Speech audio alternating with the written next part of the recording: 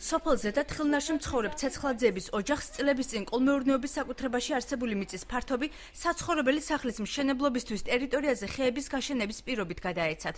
აღნიშნული ტერიტორია მეწყერ საშის ზონაში მდებარეობს, ამას გეოლოგების დასკვნებიც ადასტურებს. მიუხედავად ამისა, 2500 მეტრამდე ეროზიული მიწის ნაკვეთი ცეცხლაძეების მეზობელმა ტარიელ დუმბაძემ ხელვაჩაურის მიწის საკუთრების დამადასტურებელი კომისიის მიერ 2008 წელს დაიკანონა.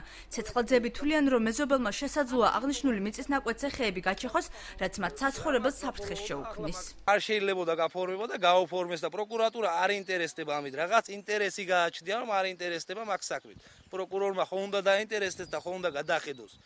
უბრალო გლეხს ყურადღება ხომ უნდა მიაქციოს. 10 სულიანი ოჯახი დაინგრევა. მეწყერ საშის ზონაში. ამეიყვანეს გეოლოგი შეამოწმა და თან ნახაზის გააკეთა. აქო ხრა კაფვა ჭრა შეიძლება მითხრა.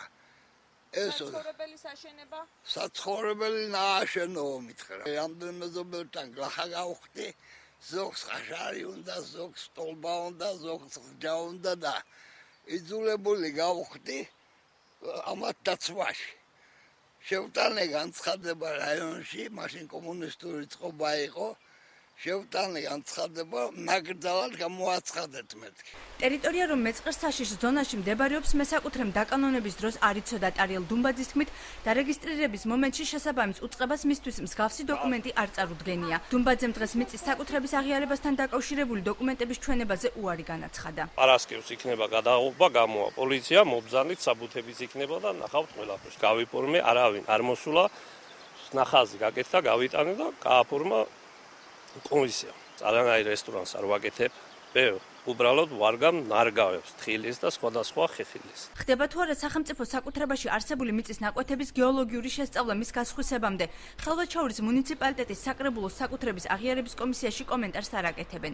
აჭარის გარემოს დაცვისა და ბუნებრივი რესურსების სამმართველოში აცხადებენ, რომ არსებობს სპეციალური პროგრამა, რომელიც აქტიურ მეწყრულ უბნებს ეტაპობრივად სწავლობს, თუმცა ძირითადად მუნიციპალიტეტებიდან შემოსული ინფორმაციის საფუძველზე მუშაობენ. გარდა იმისა, რომ მოსახლეობის განცხადებებს სწავლობთ, გვაქვს სპეციალური პროგრამები, რომლებიც რაიონების მიხედვით ხდება დათვალიერება და შეფასება მდგომარეობს.